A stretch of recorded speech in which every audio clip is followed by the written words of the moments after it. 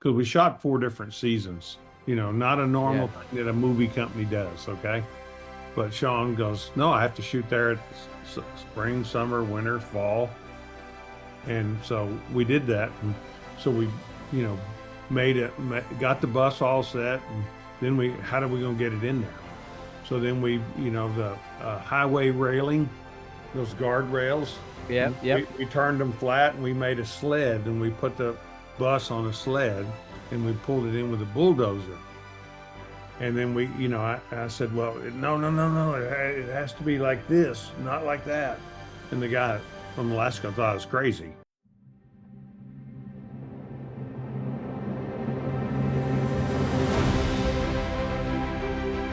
Thank you so much again, Derek, for joining on Kingdom of Dreams Yes. podcast.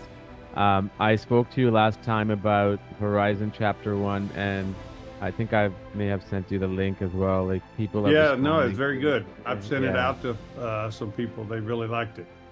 Yeah, no, it's great insight, about all the stories. And then you talked about Into the Wild, which is astounding to me that it came out in 2007. Right. And as long as I can remember, I'm one of those people who love to be in the wild. Like I love nature, I love mountains, I love animals, in the nature, everything. And somehow I missed this incredibly amazing, poetic, beautiful film. Right. And I'm so glad you told me about it because as soon as I started watching it, which is of course directed by Sean Penn, as soon as I started watching it, it was me in that frame from beginning to Oh, end. yeah. No, I think it transcends everybody into a journey that almost everybody can relate to. And if you don't relate to it, then you have no imagination or no drive in life. Right. But what was so amazing about the film, I mean, aside from, um, its simplicity and everything, that the journey this character goes on and meets all these people, and how his idea of just living freely, which is not that difficult, but all of us have a hard time doing, so just letting go. Yeah, It really inspires all these people around him. It's that's incredible. exactly. No, that was the thing that I think, because I worked with Sean when we did the Crossing Guard and the Indian Runner and that stuff, and that was in the '80s, and then he talked about this movie. It took him 10 years to get the rights to this movie, and then one day he said, I was working on another project, and he goes, "Hey, I think I got the movie. I think I got that movie we talked about 10 years ago." And I said, Okay, what's the movie? Into the Wild. Remember the Krakauer book?" And I go, "Yeah." And he goes, "So I think the deal's coming together." I said, "Okay, well, just give me a shot. I'm working on a project, and I'll be glad to, whenever you do it." The next day he called. He goes, "I'm coming down to L.A. We'll meet tomorrow, and we'll talk about it. It's a go." That quick.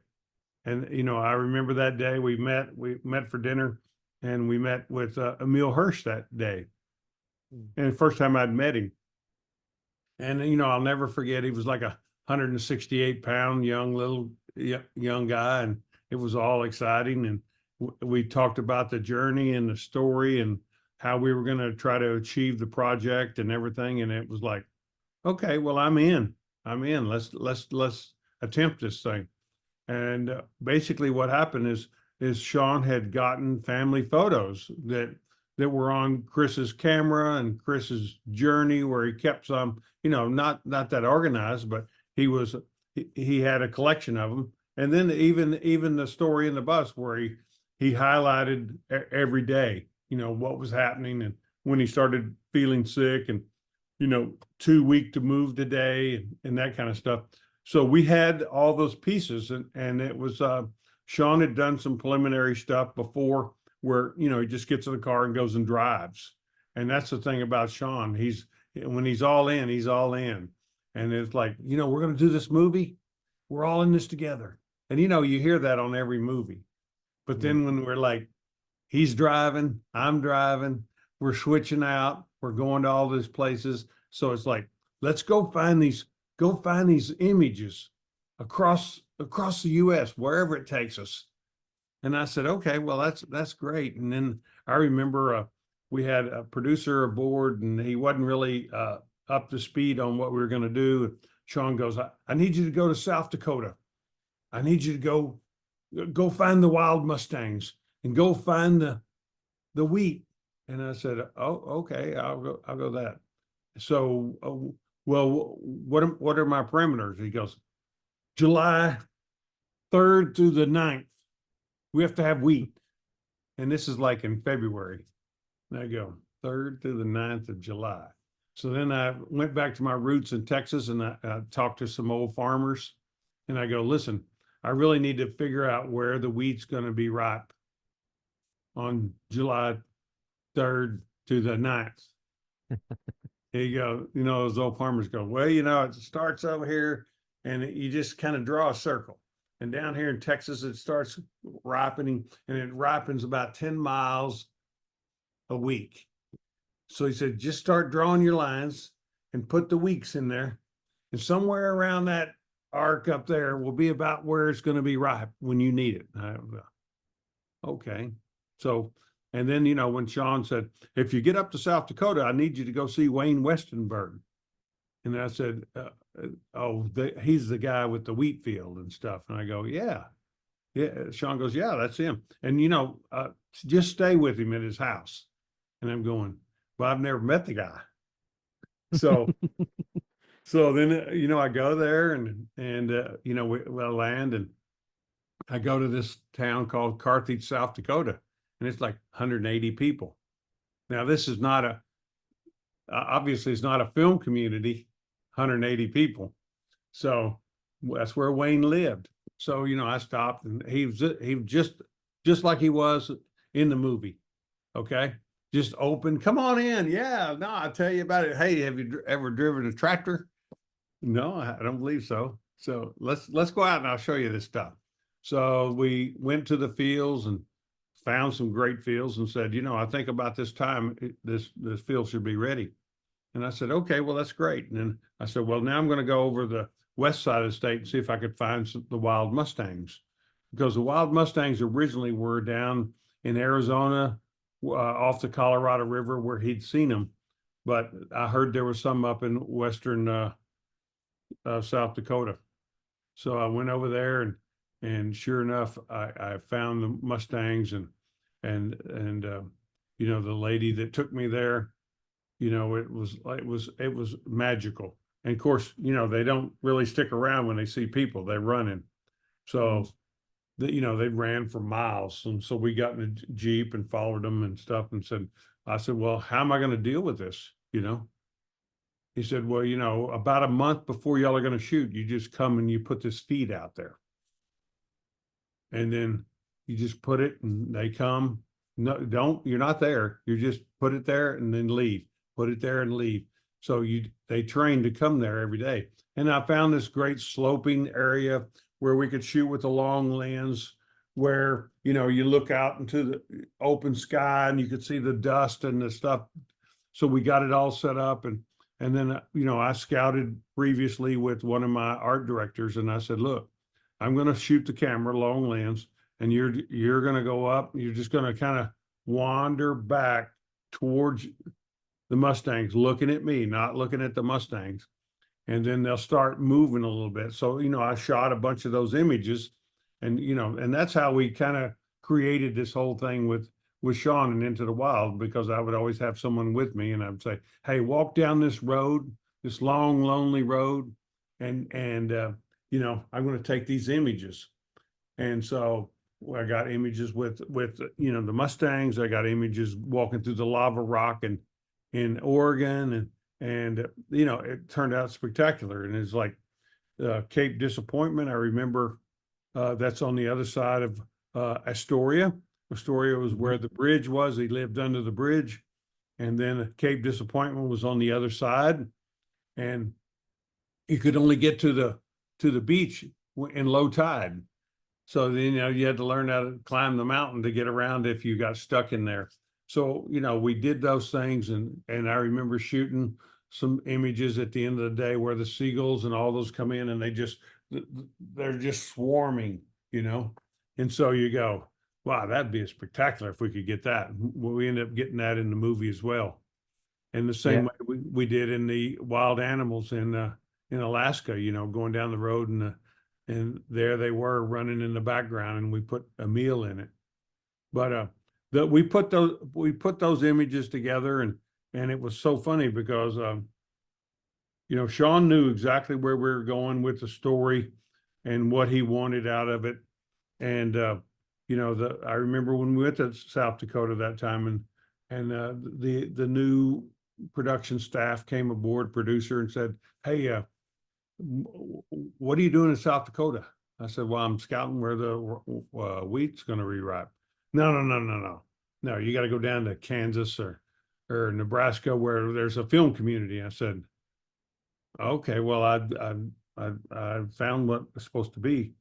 And so I said, well, I was getting ready to drive back across and catch my flight. And he goes, no, no, you're not flying.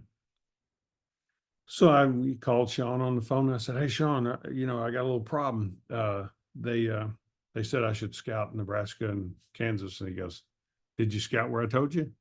I said, yeah, yeah. We'll go get on the plane, buy the ticket. I'll reimburse you.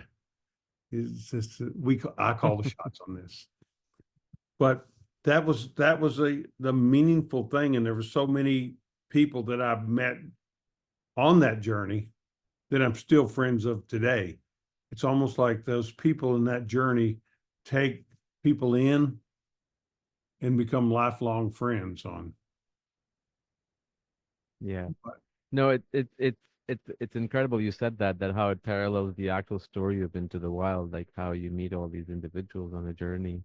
And sometimes you don't meet these people again, but in this film, Emil ends up meeting one of the characters again, right? The couple who are going through the marriage problems and everything. But there's, it's insane that we have been conditioned, all of us, to this lifestyle that we have right now, right?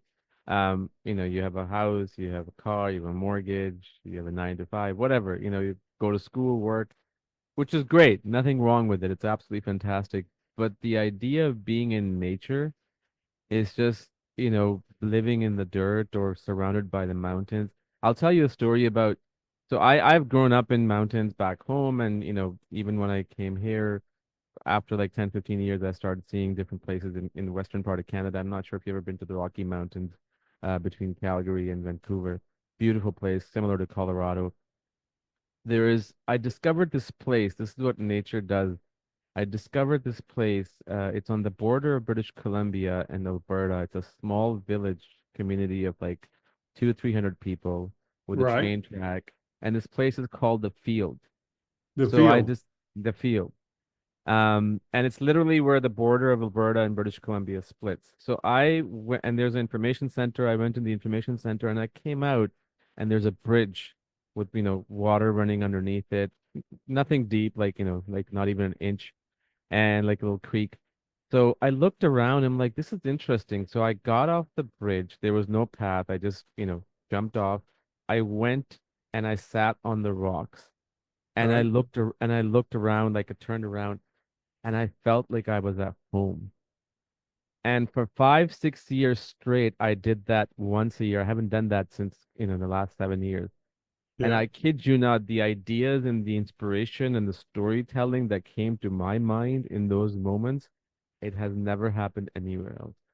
It It's just just opened amazing. your mind up. Yeah, it's just the nature how it just kind of clears everything up for you, and you're just completely inspired and wowed at how insignificant that you are, and you look around you and you're like, wow. Yeah. I urge you to go there if you ever have a chance. It's No, beautiful. I wrote that down. I'm going to check that out because I remember back early in the late '70s when I went snow skiing for the very first time in Snowmass, and I Mm, said I have to buy a place. I mean, you're up there with God, and no one's controlling you. You're free. And yeah. my mother thought I was crazy, and I bought a place that next year in '78, and I've gone and I kept it for like 30 years. And it was a place to escape. And you don't look at it that way until you just mention that. You don't think of it. And I think that that's the thing that Into the Wild brought to me. And you look back and you think how meaningful the film is, and how, it's like you said, well, you got a perfect thing. I'm going to buy you a car. I don't need a car. Yeah, And it's like, that was I don't that need was great. anything. Yeah, I don't, it's like, I'm going to Alaska, Alaska. What are you going to do when you're in Alaska? I'm going to be free, And it was like we experienced some of those difficulties that he had when we were making the movie, because we found Sean and I, and well, what happened, when we first went up there the very first time, it was like probably almost 0 degrees, and uh you know we were in snowmobiles, and full on garb of, it's like, yeah, you look like the Michelin man, because it was so cold, and it was like 28 miles from the main road to the bus. And so it was all our first time seeing it. And Sean was like in the front pack, and we're following behind. And I don't know, there's probably 4 or 5 snowmobiles. And we finally get to it, and we stop about a couple 100 feet away. And Sean goes, I need a moment. We go, no problem, you know? So uh, he goes in there, and he's in there about 20 minutes by himself. And then he came out. He said, "Now y'all go on in there and everything." He said, I came with blessings from his mother, and I brought provisions for all the lost souls that find their way here. That this bus is a symbolism of freedom, and helping the youth, and it was magical. We each spent our time in the bus, and then when we said, well, we're not going to film in this bus. It's too sacred. So Derek, you go find some another bus or whatever, and we'll make our own bus. We'll find a place that's very similar, and we we went on snowmobiles all around. The main thing was find somewhere that was near a river, and then a hill down below. So we found this place, and we'd gone, and we'd been out all day. And Sean he was like a kid, he's like climbs this climbs this mountain hill, it's 30 feet high or 25 feet high. And the snow's up to your crotch, and it's like 3 feet of snow, fresh snow, and he's like climbing up there, and he's like, hey, come on up, come on, hurry. Well, he gets up there, and there's 2 moose right there at the top. He goes, this is it. This is the place. They led me here, and we're going to put the bus right here. And then it was like, okay, but where's right here? Because we think we know where we are. So then later we go back, we get in a helicopter. Sean and I fly overhead and find our tracks. And now we know exactly where it is. And now we got to figure out how to get there. So we get there, and we're going to set it up because we shot 4 different seasons, not a yeah. normal thing that a movie company does. Okay. But Sean goes, no, I have to shoot there at spring, summer, winter, fall. And so we did that. And so we, got the bus all set. And then how are we going to get it in there? So then the highway railing, those guardrails, Yep, yep. we turned them flat, and we made a sled, and we put the bus on a sled, and we pulled it in with a bulldozer. And then I said, well, no, no, no, no, it has to be like this, not like that. And the guy from Alaska thought I was crazy. He goes, yeah, but I mean, look how close this is. I said, it has to be right on these stakes. This is very important. And, because the way the sun is and the relation to the deal. And as you saw when we did the scene with the bear, the Mm-hmm. bear goes down the hill. So everything was good, and it was all great. And we came back in the spring, and it's like, oh boy, how are we going to get to the bus? Couldn't cross the river. The same with Emil Hirsch. Same with Christopher McCandless, he couldn't get across the Swift River. So we had to build a bridge. And then so we built the bridge so we could get the crew in and out. And then, it was like one little thing after another. And then, we learned from the local greens guy there about the flowers that he ate. It's like the flowers look exactly the same, except the backside of the flower has veins on the poisonous ones and no veins on the other one. Well, if your vision is gone or you're delirious and all you see is the front side of the thing, you're going to eat that bush. You're going to eat that flower because you're starving. But we made it as real as possible. I know that the the family, the daughter was came to us when we were in Astoria and watched this film, and it was pretty emotional, and it was like we heard a little bit more of the family story from the daughter than what was in the book, and that the whole double life of the father was something that Christopher was like not wasn't cool with in a sense. So that's where part of it left him on his journey. And we had a moment, Sean had a moment to think about. I said, well, you got to shoot, you have to shoot what you believe is right. And even if it's not in the book or if it's in the book or whatever, but the sister was there saying, this is what kind of happened during that time. And so, and I think that originally Sean's meeting with them came up to a point where the family said, "Hey, we're gonna make this movie." And the daughter said, "Well, as long as you don't mind the truth." So Mm. I the truth came out as we were making the movie a little bit more. And I remember a moment that, it's very emotional when the father broke down towards the end in the middle of the street.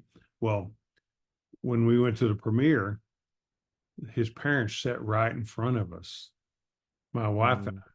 and just watching their reaction was like unbelievable. Because I think you go into I think maybe his father, didn't see anything wrong with the way that he grew up and the way he raised his family and stuff like that. And I don't know if the movie, you know, transited into, was I really like that, or I Right. didn't realize I was like that, or but the meaningful things I remember the time when we would scout. And it wasn't a continual shooting. It was we would I would scout. We would say, here's where we're going to shoot. We go shoot 2 or 3 weeks, and then we would stop and wait a time, so it was kind of that journey the whole time. And I was still kind of working another project at the time, so I'd go back and do a concept meeting, and then I'd go scout some more. Then I'd go meet with Sean. So it was really funny because uh, it was like, Derek, you're getting the best side of it. I said, well, I'm not really getting the best side of it because I'm not getting to see it, all the action going on.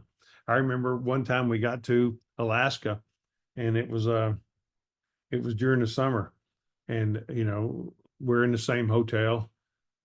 Emil stayed in the same hotel. Everybody kind of stayed together the whole time, that little group. Mm. And so we go in at like 6 o'clock in the morning. We're filming and shooting away, and then it was like, wow, looking at it, wow, I'm there, and it's like, wow, it's already like 9:30, 10 o'clock at night. We're still shooting. And somebody goes, "Hey, Derek, won't you mention to Sean?" And we're on like 15 hours now. And I said, "Hey, Sean, you think we've shot enough for the day? Because it's like 15 hours or so." He goes, "It is? Well, I didn't even realize it. I mean, the magic hour is like a 4 hour magic hour. And then I remember we're going back to the hotel, and it's like, "Hey, why don't we stop in and have a cocktail?" I said, "It's like 11:30 at night." But we became a family on that show, and everybody that was involved has always been connected from that tissue from that show. Yeah. Yeah. No, you could tell. And you talked about the four seasons, which I was so glad to see because obviously visually you see that, but you see the characters' traits and their hair, the shave, and just even like the look and feel, like what he may have gone through in terms of all the stuff that he did, physical climbing and falling and hunting and all that stuff. So and the idea of shooting it in a documentary style and also with a longer lens, I'll be very honest with you. I'm not too crazy about longer lens sometimes, but in this film, it really, really worked. It Yeah, just did because it had to show the environment, but it had to be personal too. So you had to be right next to the characters. yeah, yeah. No, I remember. Well, like I said, when I met, the reason why it always comes to my mind, Emil at 168 pounds was, we would travel, and we would when we go to Alaska, we would be in a van, and Emil would have his clothes on partial, ready to go, and we would see a moment where Sean would say, "Jump out of the car. There's a perfect angle over there with the mountain in the background," and then there's like, "Oh, there's a ice thing floating on the river. Won't you jump on that and get on that?" And Oh then wow. and then it would be like, we would eat, and then it'd be like, "Hey, listen now, don't talk about, hey, Emil, you look good. You look like you're losing weight. That's great." He said, "Don't talk like that." Because after a while, Emil would not want to eat with us anymore. Because now he's eating special diets and he's losing weight. I mean, he was, I think, about 114 when we did the scene with the bear. And it Oh was at wow. that point that he couldn't even go to dinner with us. He couldn't even see us anymore, because it was like, y'all are killing me because I'm like starving and stuff. But we had when we went down to the Grand Canyon, Sean and I and the DP and the first AD and the location manager, we went about 140 miles on the Colorado River to find that perfect spot where we could do the river scenes. And so we would go down and we climb that waterfall thing in the river that we ended up putting in the movie, and then the stuff dripping down in the mints on along the river. We did all that, and I remember when we ended up shooting that scene, we had a professional kayaker that looked just like a meal. And so it's like when you went into the river, went down in the canyon, you were down there for like 3 days. You're not like coming out. Everybody's camping down there, and you go to a pickup point at the end. And so, they got to this rapid stuff, and it was like, "Hey, Sean," Sean said to Emil, I think you can do this." He goes, "Yeah, yeah, I think so." No, I'm not doing it. And then the professional kayaker did it, and he goes, "Look how good that was. I think that's good." And Sean goes, "No, Emil, it's easy." And Emil goes, "Well, if it's so easy, Sean, why don't you just show me how?" So Emil, Sean did, and of course he flipped over. Okay, and the safety guys were all there, and then what Emil ended up doing it, and he made it. So that was a breaking point between those two, because it was like one of those things they're going like, "Wow, we're just we're doing the cert, we're doing the waves and stuff." And as we the way the show played out, we didn't really have everybody cast to begin with. Mm, Still had this, we still had this. It was towards the end of the film when we were going to shoot at Cape Disappointment, when Catherine Keener and the hippies were on the on the beach, and right. so we were trying to figure out who that's going to be. And so one day Sean goes, "Hey, I don't know. I'm not really sure. Maybe Sean Durker. I think that's his name." I, Uh, I don't know his name. no, but anyway, it was the guy. It was the guy that the river guide.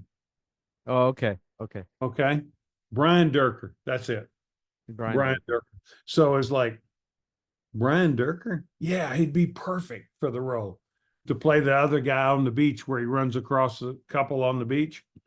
And so, he goes, yeah, I think I could do that. And so later on, as time goes on, his scene's a weeks away. I said, hey, you tell your wife that you're going to play this scene? Yeah. You didn't tell her that y'all are going to have a sex scene, did you? He goes, we're going to do what? I said, yeah. Didn't you read the script? He said, well, no, Sean didn't tell me about that. I said, well, it'll come. And so then the day came and it was like Brian goes, I don't know what to do. I said, uh, well, you just be Brian Durker. Well, what do you mean? He goes, that's why Sean picked you, just be yourself. Because you got somebody that's never acted in a film before. And it's like, you don't want to mess up. You want to be right. But as it turned out, he played great in the role. But that's the way Sean was, picking people as we went along about the certain roles and everything. It was a meaningful film. You know, I think it's important that people see.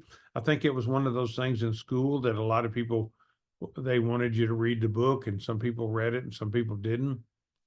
Almost like a Jonathan Livingston Seagull when I grew up. It was like read that book. Yeah. But it's interesting that how more important this film is today because the year it came out, I think it was in September 2007, 2 months before the smartphone world was introduced, Yeah. right? Like, and now we are completely encapsulated by it, and how I feel it's way more important now to be lost in nature because I truly believe, whether it's in nature and traveling, but mostly in nature, you discover who you are when you get lost, and you have to get lost to be able to find out who the heck you are. It's so No, important. I think that that's so true.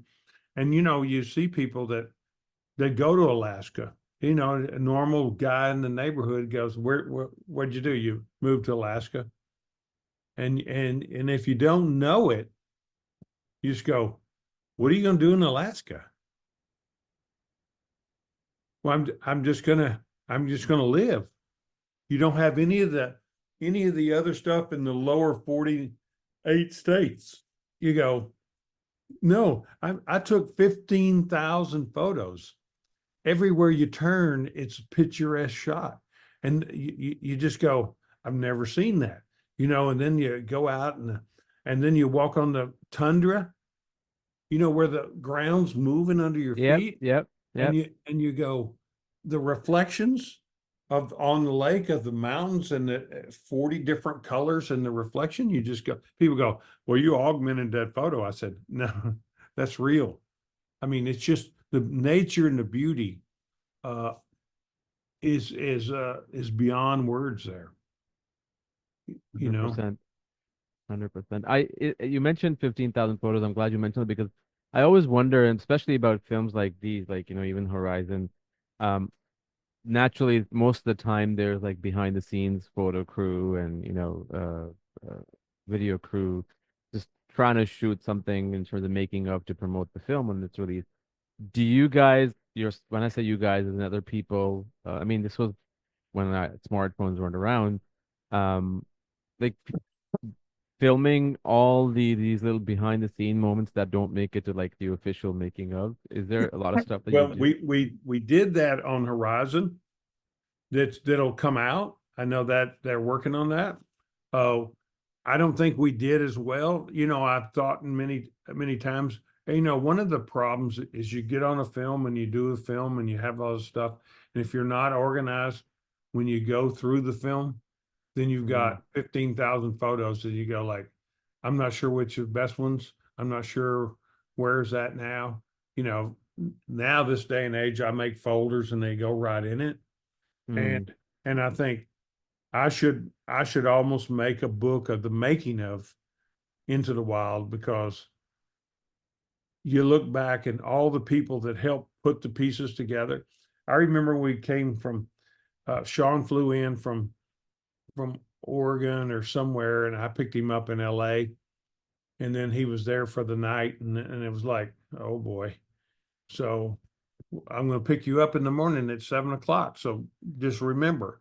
All right. So, because he'd been up there for a while, and so he came in and picked him up, and he was like he was a little tired, so he slept, and we drove down to Palm Springs area, and we went on the tram up there to the top, and then we went to Anza Borrego, which is where the scene where we're Hal Holbrook, in the story where he climbs the mountain and stuff like that. And I remember to this day, I'm shooting long lens again, and the DP and stuff is there, and I got Sean running up this mountain, just not feeling great.